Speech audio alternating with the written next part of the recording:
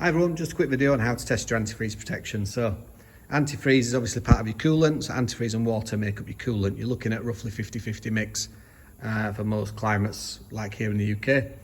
Obviously your coolant lives in the engine bay there, and it takes heat from the cylinders out to the radiator to be cooled down by the incoming airflow and then back in again. Obviously if the incoming airflow is not enough, then it can obviously turn on these electronic fans as well to add to the cooling.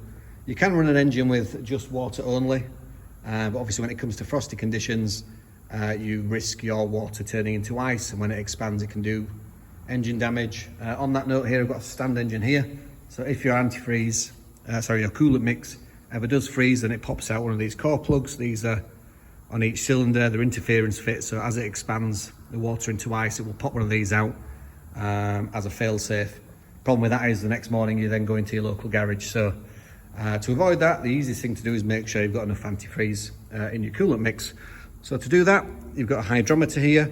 If we look at the gauge, the amount of floats that lift up in the solution, in the mixture, will tell you what the minus protection is in that system. So we'll pop it, squeeze the bladder at the top of it, pop it into the coolant reservoir once you've located that, and then release, and then let it settle, and then we'll see how many floats stay up. So looking at it, 3 floats are looking like they're going to stay up, and the other 2 are slowly dropping. So 3 floats staying up indicates minus 10 degrees Fahrenheit or minus 23 degrees C. So that in this climate is perfectly good, because we're never really going to get a winter's day any colder than that, or it'll be incredibly rare if it is. So that's enough antifreeze protection to make sure that this car does not freeze overnight during winter. One last thing, I've been asked before, why not just use pure antifreeze?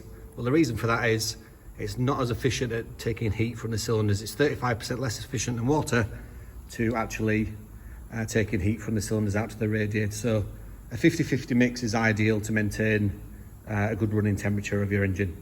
Hope that makes sense. See you soon.